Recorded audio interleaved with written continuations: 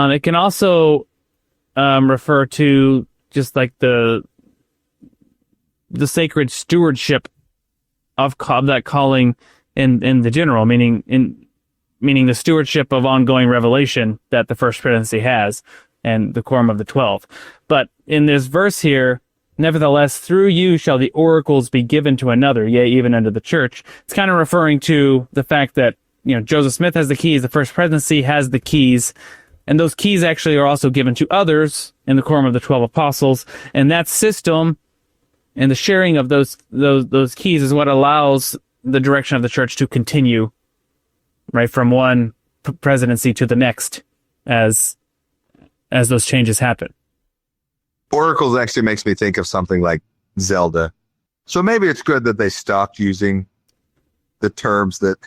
It's very much like, let's put on those seer stones and Urim and Thummim and get to work. For sure. Yeah. Yeah, for sure. So it's probably good that they've is watered down the right word, or they've simplified some of the language used in the church today so that there's mysticism about it. I'm deeply saddened we got away from using Urim and Thummim. I totally agree. I do agree with that.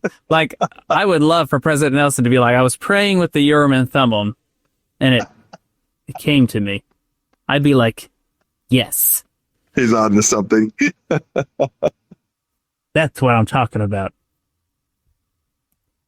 If President Nelson wears a top hat to the next general conference, he might have been reading some cool things through that hat. Hey, it all started going downhill and we stopped wearing top hats.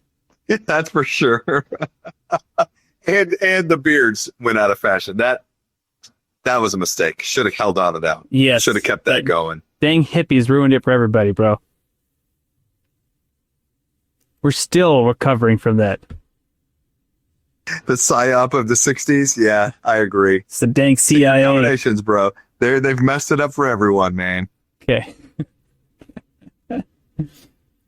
Okay. Well, we've got a few verses here. We've got this verse here. Be not ashamed, neither confounded, but be admonished in all your high-mindedness and pride, for it bringeth a snare upon your souls. Set in order your houses. Keep slothfulness and uncleanness far from you. You pulled this one in. Go.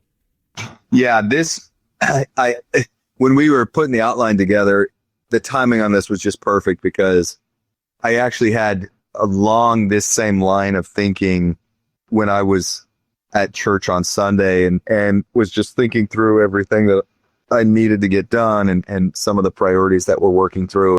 I was sitting up on the stand and just kind of looking out, and I very much felt this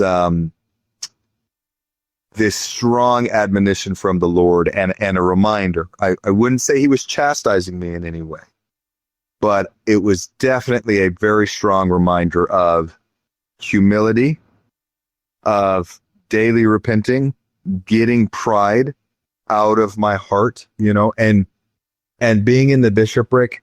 I have not had any pride related to that, but it is easy for me in many other areas of my life to be prideful, and to, without consciously doing it, but allowing the pride of all sorts of things to enter into my heart and to start to take priority and focus in my life, and not putting the Lord first, and truly not having that repentant or penitent heart on a daily, consistent basis. And so when I read this, it was really, I really took this to heart, like as a follow-up reminder to the insight that I felt from the Lord. Thank you for watching. If you found this content spiritually enlightening, please like, comment, and subscribe. Like the gospel, these little things make all the difference, and it helps the algorithm push out better content for everyone to enjoy on YouTube.